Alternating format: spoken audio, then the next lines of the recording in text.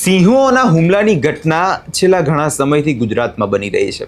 થોડા દિવસ પહેલાં અમરેલીમાંથી પણ એક બનાવ સામે આવ્યો, જ્યાં જે સિંહોની ચહલ પહલ જે ટ્રેક કરે છે એવા ટ્રેકર ઉપર એક સિંહણ દ્વારા હુમલો કરવામાં આવ્યો। અને પરંતુ હવે સવાલ એ ગામનો છે જે ગામમાંથી આ સિંહણ ઝડપાઈ છે। શું સમગ્ર મામલો તેના વિશે વિગતે ચર્ચા કરીશું। નમસ્કાર, આપ જોઈ રહ્યા છો નિર્ભય ન્યૂઝ। હું છું આપની સાથે પ્રથમ મોદી। ગુજરાતમાં જોવા જઈએ તો છેલ્લા ઘણા સમયથી આવા બનાવો સામે આવી રહ્યા છે, જ્યાં પ્રાણીઓ જે છે તે માનવીઓ પર હુમલો કરી રહ્યા છે। અને થોડા દિવસ પહેલાં અમરેલીના લીલિયાના ચાંદગઢ ગામમાંથી એક બનાવ સામે આવ્યો, જેની અંદર જે સિંહોની ચહલ પહલ જે જોતા હોય છે, જે તેને ટ્રેક કરતા હોય છે, એવા ટ્રેકરો પર સિંહણ દ્વારા હુમલો કરવામાં આવ્યો। હવે આ હુમલો થયા બાદ આસપાસના લોકો જે છે તે ચિંતામાં મુકાઈ ગયા હતા।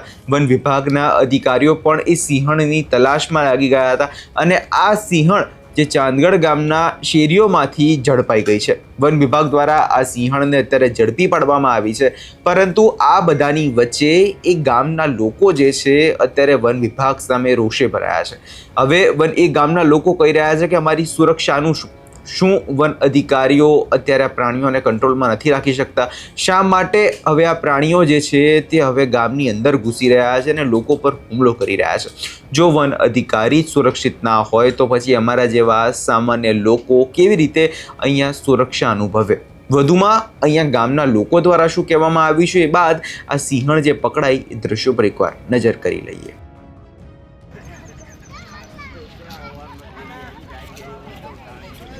લીધા છે ફોટા બોટા કઈ હવે તો હું તો સાદો મોબાઈલ વાપરું।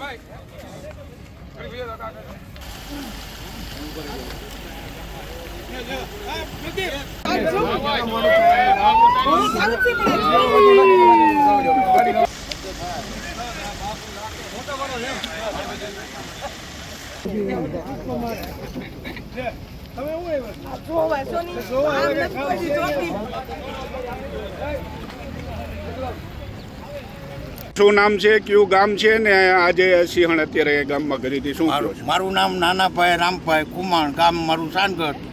6 વાગે અહીંયા સિંહણ દાખલ ગામમાં થઈ હતી, કોઈ જાનહાની થઈ નથી અને ભેડી રીતે વેચ્યું એનું શું છે। મારી ડેલી હુંથી આવી ત્યાંથી પાછી વળી ત્યાં હતા ભાઈ અસલમ ને બે ગામને રક્ષા કરી છે।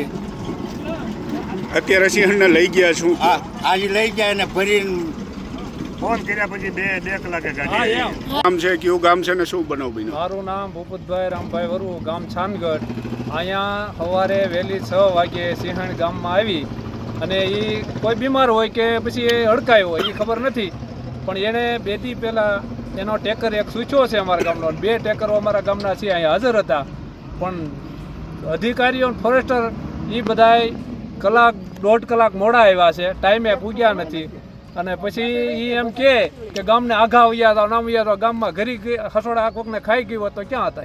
મંદિર સુધી તો ગઈ, રામજી મંદિર લગી તો આવ્યા હતા અમાર ઘરે આવો તો અમાર તો ટાઈમ હું અટાણે કેવી દઉં ગામમાં એ એમ કે છે કે અમારી જવાબદારી હોય તમે વયા જાઓ। 1.5 કલાક પહેલા કોઈ હતું નહીં તો એ ક્યાં ગયા હતા? એમ નહીં હા, ગામમાં એટલે આને છે ને ક્યાંય પણ આ સ્થળાંતર કરાવે અને અમારા ગામમાં કોઈને ખેતર પાદર જવાતું નથી, રાતનું નીકળાતું નથી। અને હજી આની ભેગા 3 હતા ને એને તો આને સૂચ્યા છે, હજી અડકાયા થાય એની જવાબદારી શું? ગામમાં કેટલીક જગ્યાએ આટા માર્યા હતા? ગામમાં ઘણી અંદર ઠેઠ રામજી મંદિર સુધી વહી છે। મંદિર સુધી ગઈ હતી નજીક પાસે। એટલે આની પરિસ્થિતિ અમારે કોઈ ખેતર સીમમાં જવાતું નથી, કોઈને હાથી હકાતા નથી, તો કામ ખેડૂને જવું કે ન જવું? તો આને જંગલ ખાતાને 2 દિવસ પહેલા ટેકરને સૂચ્યો તો હજી એને પકડી નથી। આ 2 દિવસે ગામમાં આવી તો એ પકડી, તો એ અટાણ લગી કામગીરી એની હતી ક્યાં? અહીંયા જે રીતે અત્યારે સિંહોની વાત ચાલી રહી છે અને તેવામાં છેલ્લા ઘણા સમયથી ગુજરાતની અંદર આવા બનાવો વધી રહ્યા છે। શા માટે આ વન્ય પ્રાણીઓ જે છે તે હવે લોકો પર હુમલો કરી રહ્યા છે તે એક મોટો સવાલ છે। કેમ કે થોડા સમય પહેલાં આપણે અમરેલીમાંથી ઘણા બધા બનાવો આવા જોયા, ભાવનગરમાંથી પણ આવા બનાવો જોયા કે જે આ વન્ય પ્રાણીઓ જે છે તે હવે માનવીનો શિકાર કરી રહ્યા છે। એ હવે જંગલમાં પ્રાણીઓનો નહીં પરંતુ હવે ગામની અંદર આવીને લોકોનો શિકાર કરતા હવે ઝડપાયા છે।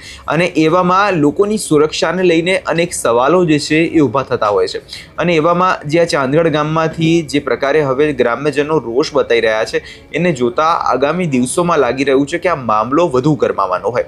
વધુમાં અહીંયા જે વન અધિકારીઓ છે તે પણ અત્યારે તપાસ કરી રહ્યા છે કે અન્ય લોકો પર હુમલો થઈ શકે નહીં। અત્યારે તો જે સિંહણ હતી તેને ઝડપી પાડવામાં આવી છે, પરંતુ અન્ય જે બીજા સિંહો છે તેની પણ તપાસ કરવામાં આવશે, કેમ કે જે પ્રકારે હવે લોકોના જીવ પર જોખમ છે એને જોતા હવે વન્ય અધિકારીઓ પણ હવે વધુ સતર્ક થશે એવું ચોક્કસપણે લાગે છે। હવે અહેવાલને લઈને તમારો શું અભિપ્રાય છે અમને કમેન્ટ કરી ચોક્કસથી જણાવજો અને અમારી ચેનલ નિર્ભય ન્યૂઝને લાઇક, શેર અને સબસ્ક્રાઇબ કરવાનું ભૂલશો નહીં।